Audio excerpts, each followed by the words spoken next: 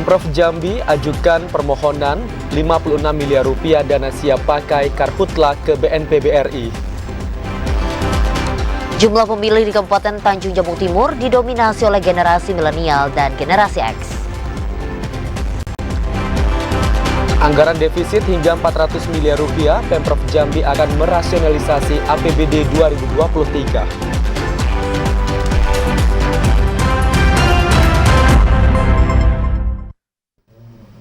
Assalamualaikum warahmatullahi wabarakatuh, selamat sore saudara. Kami kembali menyapa Anda dalam program Jambi hari ini, edisi Kamis 20 Juli 2023.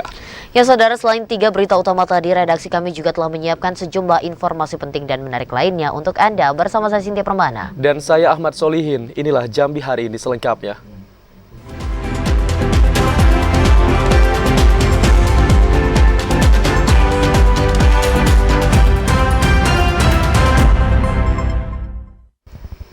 Saudara, mengantisipasi bencana kekeringan maupun Karhutla tahun 2023, BPBD Republik Indonesia akan mulai mengintensifkan pelaksanaan TMC di wilayah Provinsi Jambi. Mengantisipasi fenomena El Nino yang mengakibatkan kekeringan maupun kebakaran hutan dan lahan tahun 2023, Badan Nasional Penanggulangan Bencana Republik Indonesia akan mengintensifkan pelaksanaan teknologi modifikasi cuaca atau TMC di wilayah Provinsi Jambi.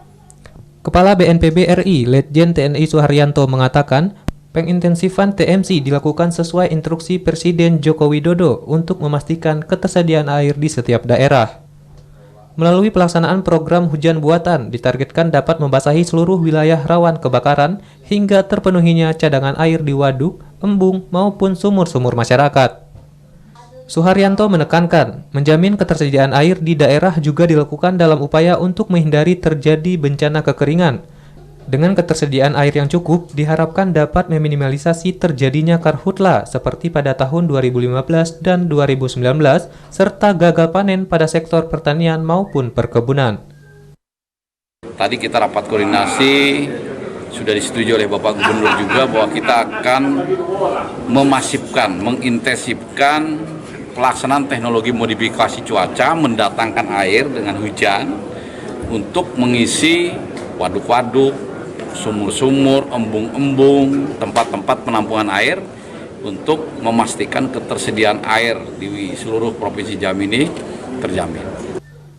Berdasarkan prediksi BMKG yang disampaikan BNPB, musim kemarau tahun 2023 diperkirakan lebih panjang dan lebih panas jika dibanding dengan tahun 2020, 2021 maupun 2022. Randy Arta, TVRI Jambi melaporkan.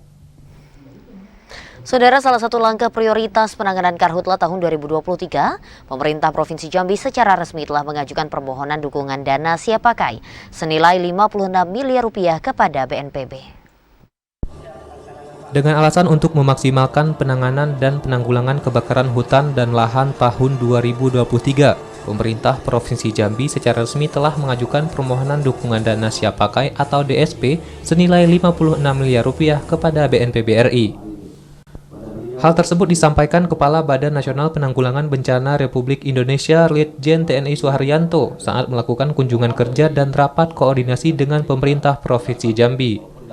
Permohonan DSP yang disampaikan Pemprov Jambi itu diajukan untuk bantuan pembiayaan petugas ke desa-desa rawan Karhutla, serta pembiayaan kegiatan siaga darurat bencana asap atau Karhutla. Suharyanto mengatakan, Provinsi Jambi merupakan salah satu dari 3 provinsi di wilayah Sumatera yang menjadi prioritas penanganan Karhutla. Kesiapan penanganan bencana ini harus dilakukan secara maksimal dalam upaya pencegahan dan pengendalian. Untuk meningkatkan kesiapan penanganan Karhutla, BNPB telah membantu dukungan peralatan operasi darat atau Satgas Karhutla di Provinsi Jambi. Selain bantuan operasi darat, BNPB juga telah menyiapkan bantuan untuk operasi udara dengan menyediakan 5 helikopter, yakni 2 helikopter patroli dan 3 helikopter waterbombing. Penanganan Karhutla, karena lahan di Provinsi Jambi ini juga sebagian besar lahan gambut. Kita tidak mau terulang kejadian 2015 dan 2019, sehingga kami melaksanakan rapat koordinasi. Ternyata memang kesiapan dari pemerintah Provinsi Jambi dibantu aparat TNI Polri dan kementerian serta relawan dan semua stakeholder terkait ini cukup bagus. Terbukti sampai dengan hari ini tidak banyak api yang besar, walaupun sudah ada spot-spot tapi bisa diatasi. Kemudian juga BNPB membantu untuk operasi darat terkait dengan peralatan-peralatan yang bisa digunakan oleh pasukan-pasukan darat dalam rangka pencegahan, memadamkan api yang masih kecil. Kemudian apabila juga diperlukan, kita pun menyiagakan operasi udara, yaitu heli patroli dan heli waterbombing. Berdasarkan penilaian BNPB, kesiapan penanggulangan bencana Karhutla yang dikerjakan pemerintah Provinsi Jambi melalui Satgas Karhutla sudah cukup baik. Randy Arta, TVRI Jambi melaporkan. Saudara, hujan diprediksi masih terjadi di Provinsi Jambi dalam sepekan ke depan. Adanya pergeseran angin dari Samudra Hindia mengakibatkan timbulnya awan penghujan di Provinsi Jambi. BMKG memprediksi 1 pekan ke depan Provinsi Jambi masih dilanda hujan dengan intensitas sedang hingga lebat disertai petir dan angin kencang. Hal itu disebabkan adanya pergeseran angin dari Samudra Hindia mengakibatkan timbulnya awan penghujan di Provinsi Jambi. Petugas Perakirauan Cuaca BMKG Jambi, Hari Taufik Kurniawan memprediksi dalam sepekan ke depan Kabupaten Kota Jambi berpotensi dilanda hujan. Masyarakat diimbau untuk tetap waspada dan mawas diri saat beraktivitas di luar rumah, seperti menghindari berlindung di bawah pohon rindang, mengantisipasi banjir dan tanah longsor serta angin kencang. Cuaca di Provinsi Jambi untuk sepekan ke depan diperkirakan itu secara umum cerah, berawan hingga cerah. Kemudian masih berpotensi terjadi hujan ringan hingga sedang pada siang, sore, dan malam hari. Meski curah hujan meningkat, namun masyarakat diimbau tidak membakar hutan dan lahan. Imbauan itu dikarenakan hampir seluruh wilayah Jambi telah memasuki puncak musim kemarau. Ashar, TVRI Jambi melaporkan.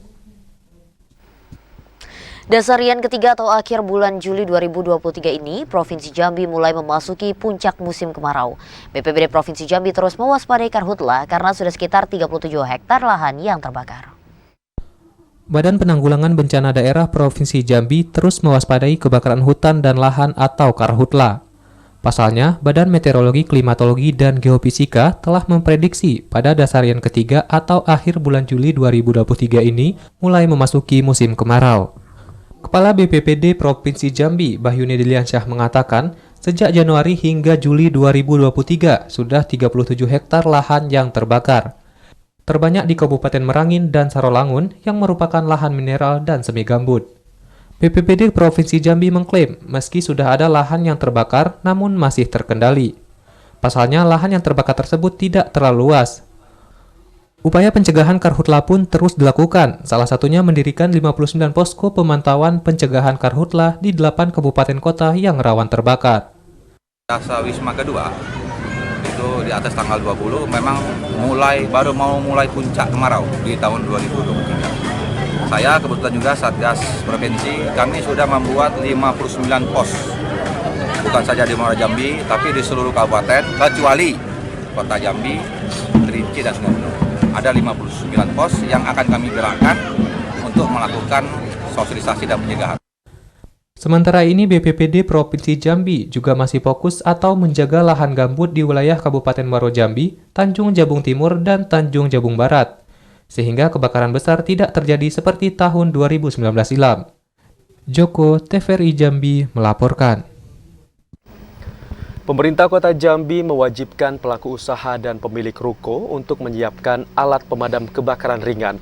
Upaya itu dilakukan menyusul kasus kebakaran yang menghanguskan 6 ruko dan rumah warga beberapa waktu lalu. Kasus kebakaran ruko dan rumah belakangan ini kerap terjadi di Kota Jambi. Salah satunya di tempat usaha yang berada di kawasan Sipin Kota Jambi beberapa waktu lalu. Ada 6 ruko dan 2 rumah yang hangus terbakar pada kejadian itu. Mengantisipasi kejadian serupa, pemerintah Kota Jambi mewajibkan agar pelaku usaha menyiapkan dan memiliki alat pemadam kebakaran ringan atau APAR. Upaya itu dilakukan agar kebakaran dapat diantisipasi dengan baik dan tidak meluas ke rumah warga. Hal itu dikatakan Wakil Wali Kota Jambi Maulana saat menyerahkan bantuan sosial korban kebakaran di Kota Jambi. Pemerintah Kota Jambi melalui dinas terkait akan mengevaluasi izin usaha para pelaku usaha yang tak memiliki APAR. Hal itu sesuai dengan Peraturan Daerah Nomor 8 Tahun 2013. Apa nanti izinnya kita evaluasi, ini bahaya karena ada aktivitas masak menggunakan kompor, ada mengumpulkan banyak orang tidak punya APAR. Jadi kami anjurkan pada para pelaku usaha sesuai dengan Perda Nomor 8 2013 agar menyiapkan APAR. Belakangan ini kasus kebakaran di Kota Jambi marak terjadi. Hingga pertengahan Juli 2023, kasus kebakaran di Kota Jambi mencapai 59 kasus. Kasus kebakaran itu didominasi korsleting listrik dan ledakan tabung LPG. Joko, TVRI Jambi melaporkan. Saudara, tetaplah bersama Jambi hari ini karena kami masih akan kembali dengan sejumlah informasi penting dan menarik lainnya. Di antaranya KPU rancang metode 2 panel penghitungan suara pada pemilu 2024.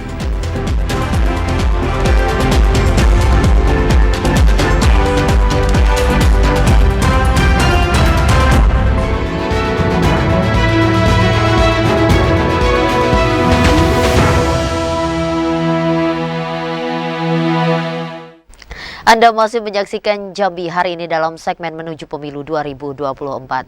Saudara, penghitungan suara pada pemilihan umum tahun 2024 akan menggunakan metode 2 panel. Upaya itu dilakukan KPU untuk mengurangi durasi perhitungan suara dan menghindari kecelakaan kerja bagi para petugas pemilu. KPU merancang metode 2 panel penghitungan suara pada pemilu tahun 2024. Upaya itu dilakukan untuk mengurangi durasi perhitungan suara dan menghindari kecelakaan kerja para petugas pemilu, seperti pada pemilu 2019. 2 panel itu terdiri dari panel 1 atau A dan panel 2 atau B. Dengan metode 2 panel itu, petugas pemilu yang terdiri dari tim KPPS yang beranggotakan 7 orang di setiap tempat pemungutan suara dibagi menjadi 2 kelompok. Kelompok pertama akan menghitung hasil pemungutan suara di panel pertama, dan kelompok kedua akan menghitung hasil pemungutan suara di panel kedua. Ketua KPU Merangin Sobirin mengatakan, panel 1 akan difungsikan untuk menghitung hasil perolehan suara pemilihan presiden dan wakil presiden, serta pemilihan anggota DPD RI. Sementara panel 2 diperuntukkan untuk menghitung perolehan suara pemilihan anggota DPR RI, anggota DPRD Provinsi, dan anggota DPRD Kabupaten Kota. Perubahan pola suara ini telah dimasukkan ke dalam rancangan peraturan KPU tentang pemungutan dan penghitungan suara. KPU juga telah melakukan uji publik dan konsultasi atas rancangan PKPU di berbagai daerah. Saat ini, KPU Merangin masih menunggu hasil rancangan itu. Selain merancang metode penghitungan suara yang baru, KPU juga membatasi usia petugas KPPS menjadi minimal 17 tahun dan maksimal 55 tahun. Hal ini untuk mencegah terjadinya peristiwa kematian petugas KPPS seperti pada pemilu 2019. Salah satu isu yang paling strategis adalah terkait dengan penghitungan suara dengan 2 panel di TPS. Nah, ini dilakukan agar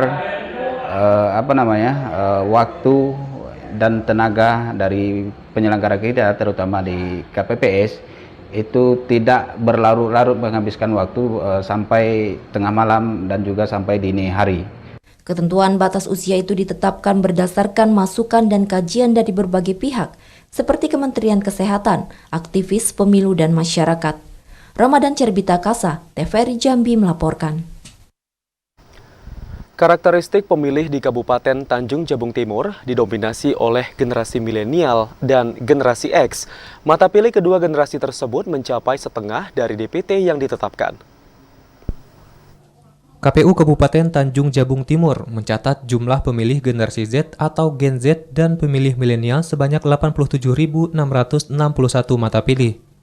Jumlah itu setengah dari total daftar pemilih tetap atau DPT yang ditetapkan KPU, yakni 174.465 mata pilih. Komisioner KPU Kabupaten Tanjung Jabung Timur, Junianto, mengatakan pihaknya membuat klasifikasi pemilih dalam beberapa kelompok, yakni selain Gen Z dan generasi milenial, juga ada generasi X, generasi baby boomer, dan lansia. Pemilih Gen Z ini dikelompokkan yang lahir dalam rentang 1997 hingga 2012 atau berada pada usia 17 hingga 24 tahun. Generasi milenial merupakan kelompok yang kini berusia 25 hingga 39 tahun. Generasi X mereka yang berusia 40 sampai 55 tahun. Generasi Baby Boomer yang kini berusia 56 hingga 76 tahun, kemudian lansia yang usianya 76 tahun ke atas. Sementara itu, jumlah Gen Z di Kabupaten Tanjung Jabung Timur yang terekap KPU ada 31.876 pemilih.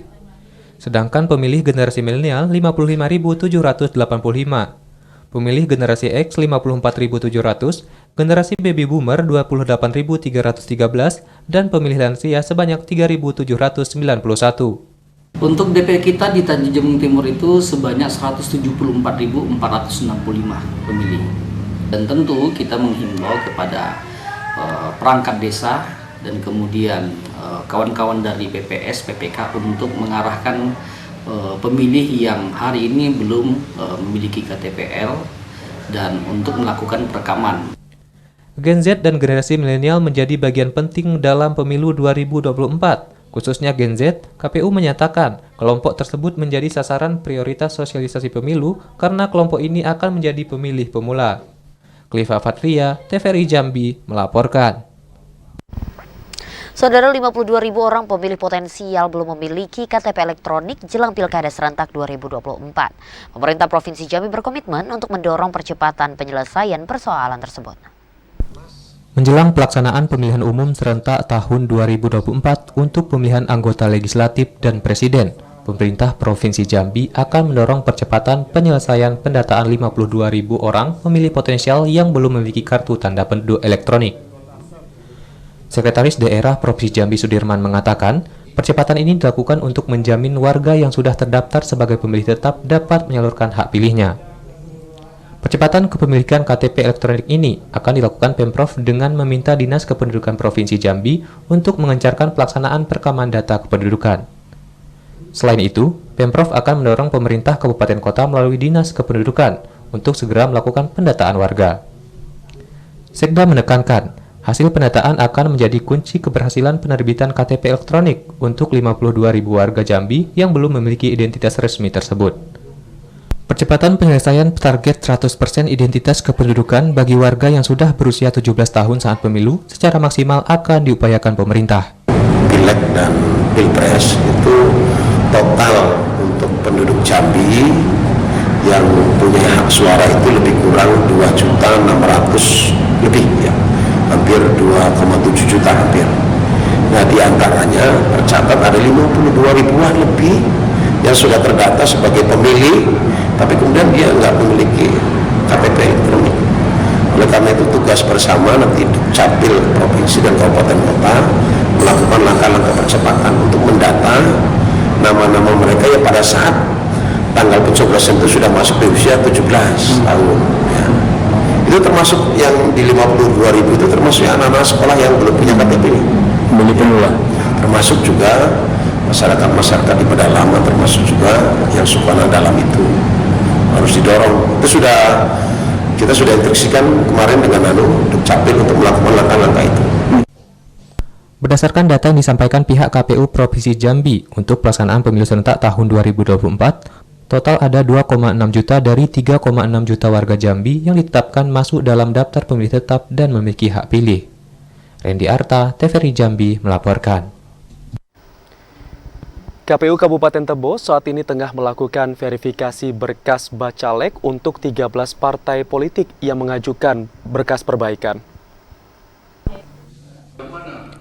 Usai tahapan penyerahan berkas perbaikan dokumen persyaratan bacalek, KPU Kabupaten Tebo saat ini tengah melakukan verifikasi berkas dokumen perbaikan yang diserahkan oleh partai politik. Tercatat hanya 13 partai politik yang menyerahkan berkas perbaikan dokumen beberapa waktu lalu. Komisioner KPU Kabupaten Tebo, Heri Sutriawan mengatakan, pemeriksaan dan verifikasi berkas dokumen bacalek dilakukan hingga 31 Juli mendatang. Usai verifikasi berkas bacalek, KPU Kabupaten Tebo akan melakukan penyusunan hingga penyampaian berkas pada 7 Agustus mendatang. Setelah itu kami melakukan verifikasi berkas, kemudian kegandaan juga Nah, nanti setelah itu baru ada tahap penyusunan sampai tahap penyampaian hasil verifikasi ini. Verifikasi berkas ini sampai tanggal berapa, Bang? Verifikasi berkas ini sampai tanggal 31, kemudian disambung lagi penyusunannya, kemudian disambung lagi penyampaiannya itu di bulan Agustus nanti. Hasil tahapan ini akan menyatakan pengesahan berkas bacalek memenuhi syarat atau tidak memenuhi syarat. Intizam, TVRI Jambi melaporkan.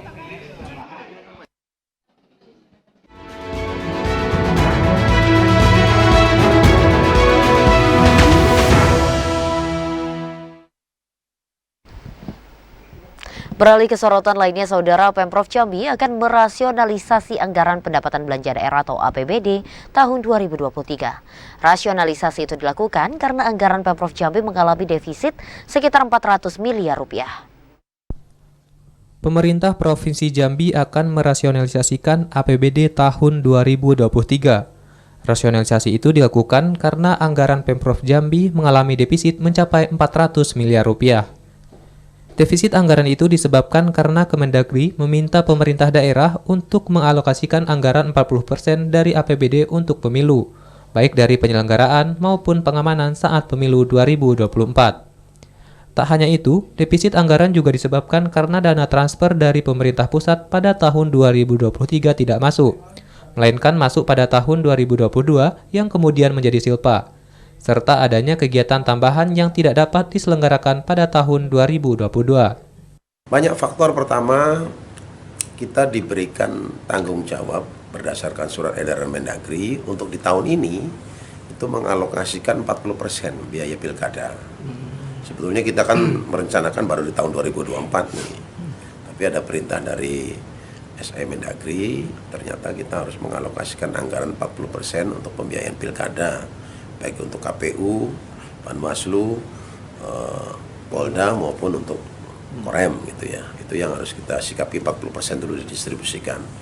Baru nanti 60%-nya di tahun 2024. Itu yang kita tidak anggarkan 2023 muncul. Dan kita wajib anggarkan itu jadinya di perubahan 2023. Defisit anggaran yang cukup besar itu membuat Pemprov Jambi harus mengurangi anggaran perjalanan dinas dan menghentikan sementara program-program yang kurang penting pada tahun ini. Joko, TVRI Jambi melaporkan.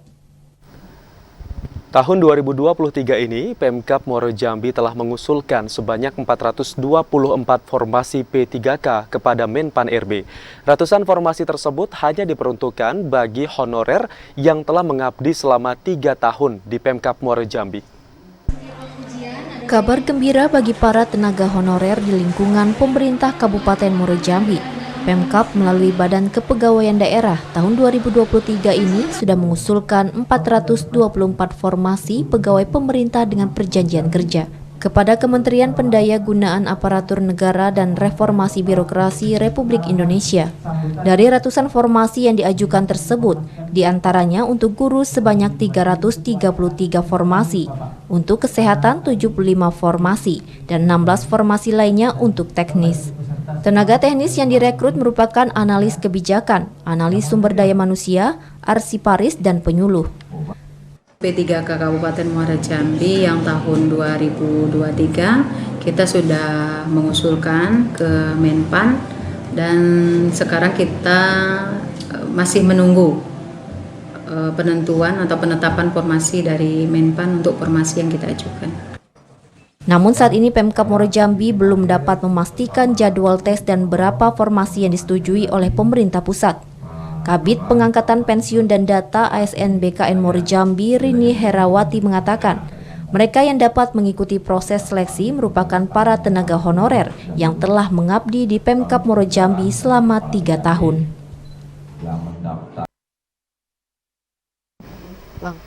Saudara, sejumlah informasi yang kami rangkum dalam segmen advertorial akan kami hadirkan usai pariwara berikut ini. Di antaranya Bupati Batanghari Muhammad Fadil Arif mengapresiasi gelaran tradisi Grebek 1 Suro 1445 Hijriah.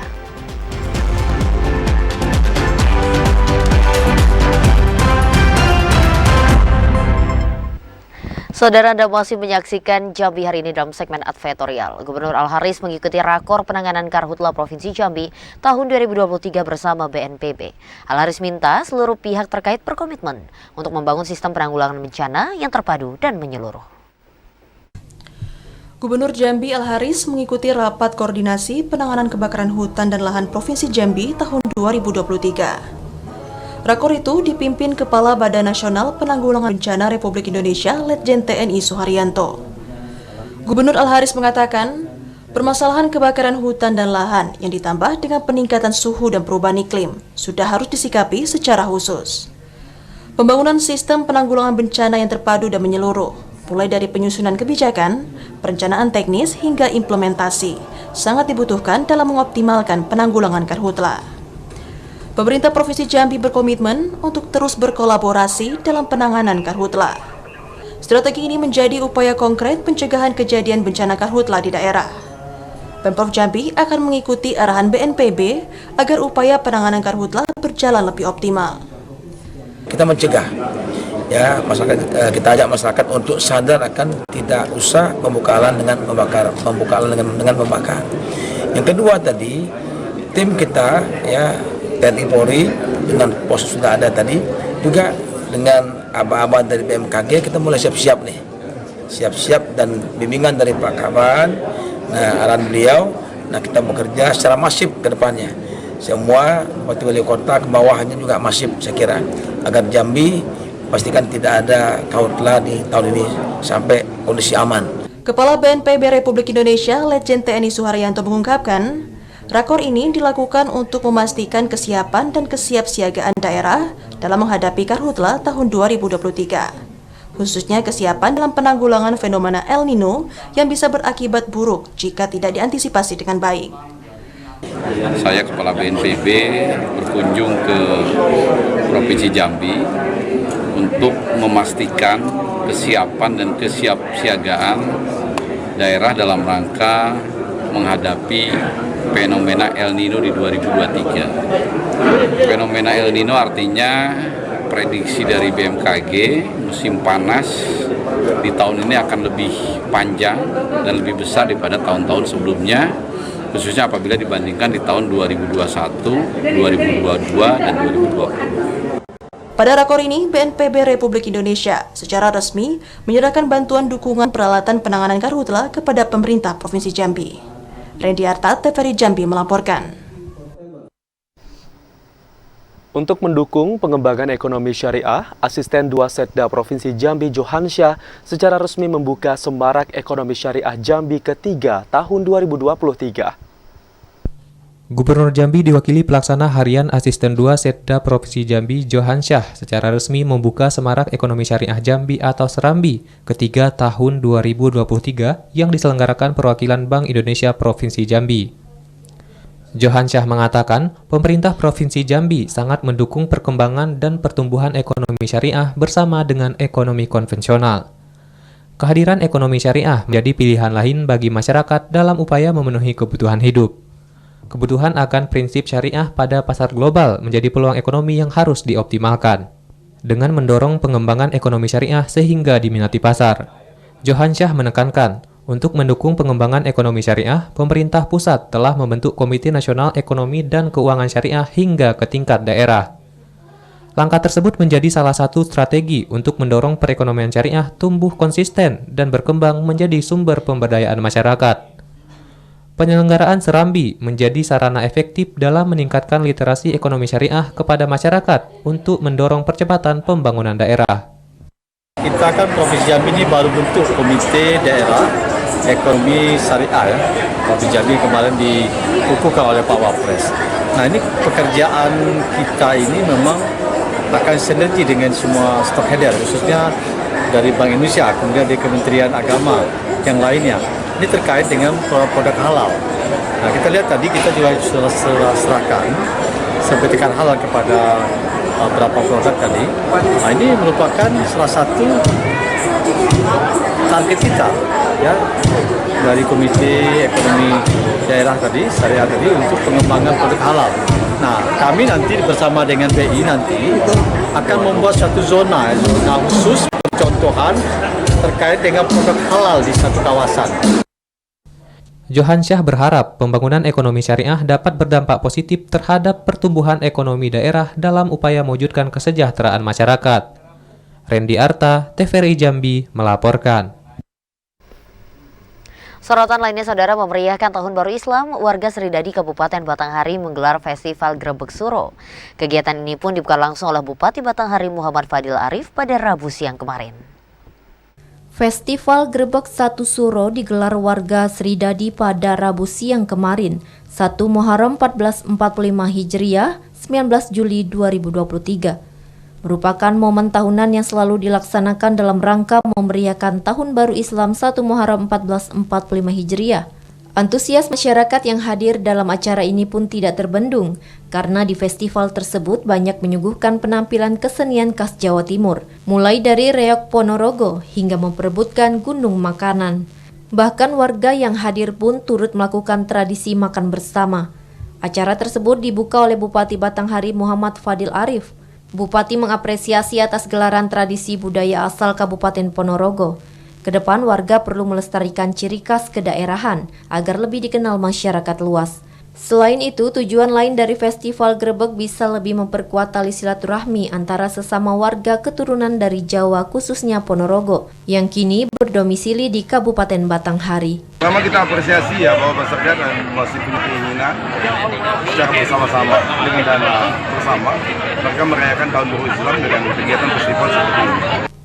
Acara Festival Grebek 1 Suro tersebut ditandai dengan pemukulan gong yang dilakukan langsung oleh Bupati Batanghari. Ade Juniawan, TVRI Jambi melaporkan. Memeriahkan Tahun Baru Islam 1 Muharram 1445 Hijriah, pemerintah Kabupaten Bungo menggelar tablik akbar. Dalam rangka memperingati serta memeriahkan Tahun Baru Islam 1 Muharram 1445 Hijriah tahun 2023, pemerintah Kabupaten Bungo menggelar tablik akbar. Acara itu dipusatkan di Masjid Agung Al-Mubarok, Kecamatan Rimbo Tengah, Kabupaten Bungo. Bupati Bungo Masuri mengatakan peringatan Tahun Baru Islam 1 Muharram 1445 Hijriah merupakan momentum untuk melakukan perubahan dan hijrah ke arah yang lebih baik. Tablik akbar Pemkab bersama masyarakat ini melakukan doa dan zikir bersama untuk kemaslahatan masyarakat Kabupaten Bungo. Pagi hari ini kita kehadiran Syekh Ahmad Amin. Beliau memberikan tablik akbarnya dalam rangka peringatan 1 Muharram di Kabupaten Bungo. Pertama kami menyampaikan selamat Tahun Baru 1445 Hijriah. Kemudian ceramah beliau tadi menjadi pegangan bagi kita, bagi pedoman bagi kita. Kemudian cerita-cerita tentang sejarah Islam itu sangat memberikan inspirasi bagi kita. Bupati Masuri berharap tablik akbar ini bisa menjadi agenda tahunan Pemkab Bungo. Sementara itu, tablik akbar tahun 2023 ini, Pemkab Bungo mendatangkan Syekh Ahmad Amin dari Jakarta. Syekh Ahmad Amin dalam tausiahnya mengajak seluruh yang hadir untuk benar-benar hijrah, memperbaiki diri dan jiwa hingga kolbu. Kemudian melakukan musabah karena tidak ada kenikmatan yang tertandingi kecuali keimanan kepada Allah Subhanahu wa Ta'ala. Sementara itu, 1 hari sebelumnya Tahun Baru Islam, Pemkab Bungo telah melakukan pawai obor, zikir dan doa bersama untuk kemaslahatan masyarakat. Acara tablik akbar tersebut dihadiri ribuan siswa se-Kabupaten Bungo serta santri dan setiap ponpes. Muriandi, TVRI Jambi melaporkan. Pemerintah Kabupaten Bungo gencar melakukan sosialisasi untuk penanggulangan kasus stunting. Wakil Bupati Bungo optimis penurunan angka stunting bisa mencapai 12% di akhir tahun 2023. Pemerintah Kabupaten Bungo terus melakukan langkah-langkah untuk penurunan angka stunting melalui Tim Percepatan Penurunan Stunting atau TPPS. Menargetkan angka kasus stunting di Kabupaten Bungo tahun 2023 ini bisa turun. Wakil Bupati Bungo sekaligus Ketua Tim Perencanaan Penurunan Stunting TPPS, Safrudin Dwi Aprianto mengatakan, untuk mencapai target percepatan penurunan angka stunting, Pemkab telah membentuk Tim Percepatan Penurunan Stunting.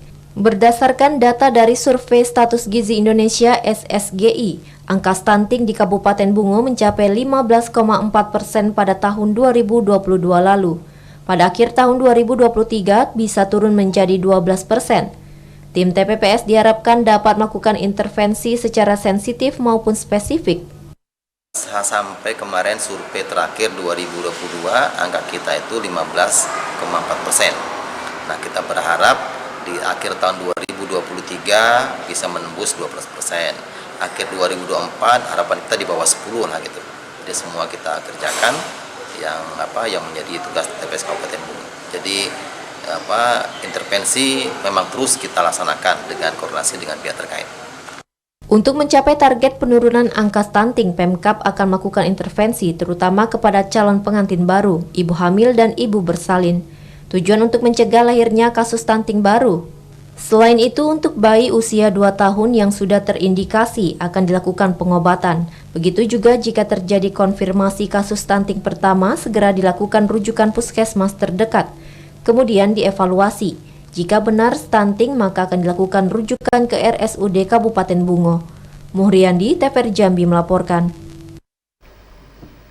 Sejumlah kebutuhan pokok di Pasar Tanjung Bajure Kota Sungai Penuh mengalami kenaikan harga. Informasi selengkapnya akan kami hadirkan usai jeda, tetaplah bersama kami.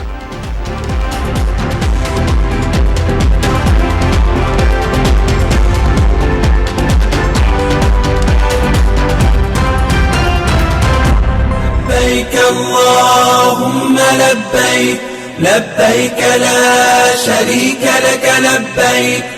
Innal hamda wan ni'mata laka wal mulk la syarika lak. Anda bergabung bersama kami dalam segmen Liputan Haji 2023. Saudara, satu jemaah haji asal Kabupaten Tebo yang tergabung dalam kloter 22 meninggal dunia. Sementara itu direncanakan jemaah haji kloter 22 kembali ke tanah air pada tanggal 23 Juli 2023. Kantor Kementerian Agama atau Kemenak Tebo mendapat informasi ada seorang jemaah haji asal Kabupaten Tebo meninggal dunia atas nama Fatimah 90 tahun. Warga Kelurahan Tebing Tinggi, Kecamatan Tebo Tengah. Kasih Penyelenggaraan Haji dan Umroh Kemenak Tebo Darmawi mengatakan, almarhumah memiliki riwayat penyakit jantung. Ia tergabung dalam kelompok terbang atau kloter 22. Saat ini Kemenak Tebo masih menunggu surat resmi dari pemerintah Arab Saudi. Sedangkan pihak keluarga telah mengetahui jika keluarganya telah meninggal dunia. Sehingga total jemaah haji asal Kabupaten Tebo yang meninggal ada 2 orang, yaitu Umi Kalsum dari Desa Pagar Puding, Kecamatan Tebo Ulu. Sementara itu pihak keluarga almarhumah akan mendapatkan santunan dari pihak asuransi sebesar 40 juta rupiah karena anggota keluarganya meninggal dunia saat melaksanakan rangkaian haji. Intizam, TVRI Jambi melaporkan. Labbaik Allahumma labbaik, labbaik la syarika laka labbaik. Innal hamda wan ni'mata laka wal mulk la syarika lak. Beralih ke sorotan lainnya, Saudara, Kejati Moro Jambi melakukan pemusnahan barang bukti berupa narkotika dan senjata tajam yang telah memperoleh kekuatan hukum tetap. Pemusnahan barang bukti itu dipimpin Kejati dan diikuti oleh unsur Forkopimda Muaro Jambi. Pada peringatan Hari Bakti Adiaksa yang ke-63 dan ulang tahun ke-23 Ikatan Adiaksa Dharma Karini, Kejaksaan Tinggi Muaro Jambi beserta jajaran melakukan pemusnahan barang bukti perkara tindak pidana yang telah memiliki kekuatan hukum tetap. Pemusnahan yang berlangsung di lapangan kantor Kejati ini berasal dari 95 perkara, di antaranya kasus penyalahgunaan narkoba, pencurian dengan kekerasan, pencurian dengan pemberatan, dan judi. Barang bukti narkoba dimusnahkan dengan cara diaduk ke dalam air yang telah dicampur deterjen. Sementara barang bukti senjata tajam dan senapan angin dimusnahkan dengan cara dipotong menggunakan gerinda. Sementara barang bukti lainnya seperti kwitansi, togel, hingga ponsel dimusnahkan dengan cara dibakar. Perkara paling banyak perkara apa? Perkara narkotik. Narkotik ya. Untuk di wilayah Muaro Jambi ini ya, khususnya di wilayah hukum Pengadilan Negeri Sengeti, itu rata-rata 60-70 perkara itu narkotik. Pemusnahan barang bukti itu merupakan perkara dari kasus tindak pidana pada Januari hingga Juli 2023. Pemusnahan barang bukti itu dipimpin Kajati Mor Jambi Kamin dan diikuti oleh unsur Forkompinda Kabupaten Mor Jambi. Azam Afnan, TVRI Jambi melaporkan. Satbrimo Polda Jambi menggelar simulasi penyelamatan sandera dari pelaku teroris. Pada simulasi ini sejumlah karyawan PT Transportir Gas Indonesia (TGI) disekap teroris yang bersenjata lengkap. Karyawan PT Transportir Gas Indonesia (TGI) disekap teroris di kawasan Tempino, Kabupaten Muaro Jambi. Para korban disekap teroris di salah satu ruangan dengan menggunakan senjata api lengkap dan sejumlah bahan peledak. Mengetahui hal itu, tim Satbrimo Polda Jambi langsung terjun ke lokasi kejadian dengan peralatan khusus. Para personil langsung menyisir keberadaan para pelaku. Tidak membutuhkan waktu lama, seluruh pelaku teroris berhasil dibekuk. Para korban yang berhasil dievakuasi langsung dilarikan ke rumah sakit. Dan Satbrimo Polda Jambi, Kombes Pol Haidir mengatakan, penangkapan teroris ini merupakan simulasi rutin yang dilakukan Satuan Brimo Polda Jambi. Simulasi ini dilakukan untuk meningkatkan keterampilan petugas saat menangani kasus teroris khususnya di objek vital. Kita simulasikan untuk mengasah kemampuan baik dari security-nya PTG ini, Brimob, Damkar, dan semua stakeholder yang dilibatkan. Kombes Pol Haidir mengimbau kepada masyarakat untuk tetap menjaga keamanan dan ketertiban, khususnya jelang pemilihan umum tahun 2024.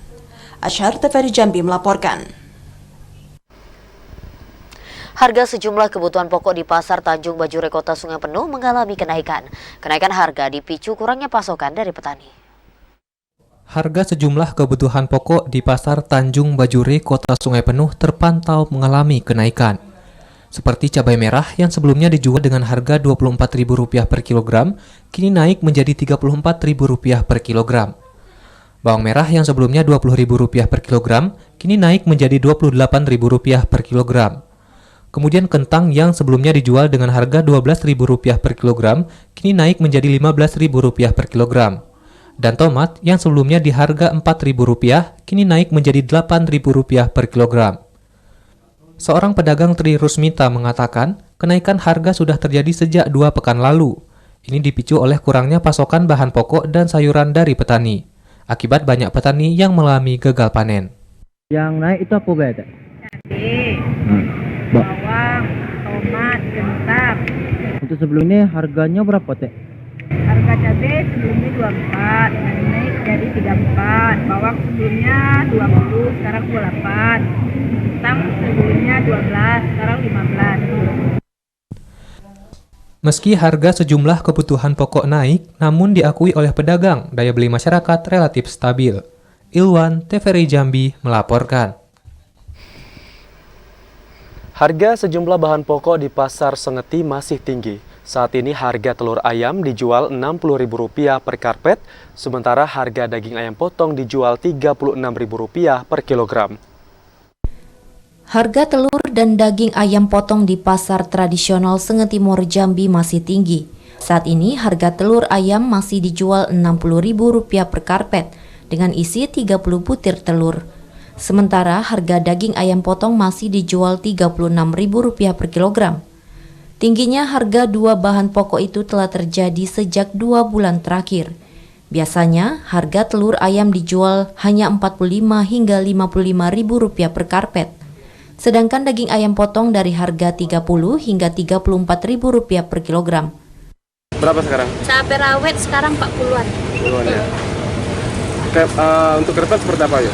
Untuk kedepannya kalau bisa yo distabilin lah barangnya, jangan mahal-mahalnya, anak murahnya. Kasihan orang yang di kebun. Karena kan hasil bumi menurun, otomatis orang belanja menurun. Tingginya harga kebutuhan juga terjadi pada komoditi bawang putih dan cabai rawit yang masing-masing dijual Rp40.000 per kilogram. Berbeda dengan cabai merah dan bawang merah yang saat ini mengalami penurunan. Bawang merah dan cabai merah masing-masing dijual di harga Rp28.000 per kilogram. Menurutnya, harga kedua bahan pokok ini dikarenakan mulai melimpahnya pasokan dari pasar Angso 2 Jambi. Azam Afnan, TVRI Jambi melaporkan. Saudara, momen Hari Besar Keagamaan 1 Muharram atau Tahun Baru 1445 Hijriah tidak berdampak terhadap penjualan harga daging ayam di Pasar Aur Duri, Kota Jambi. Bahkan harga daging ayam cenderung turun dari Rp38.000 menjadi Rp34.000 per kilogram. Tahun Baru Islam 1 Muharram 1445 Hijriah tidak memberi dampak naiknya harga jual daging ayam di Pasar Aur Duri, Kota Jambi. Bahkan cenderung turun dari Rp38.000 per kilogram menjadi Rp34.000 per kilogram. Turunnya harga daging ayam itu karena persediaan daging ayam di pasar, sedangkan permintaan tidak meningkat.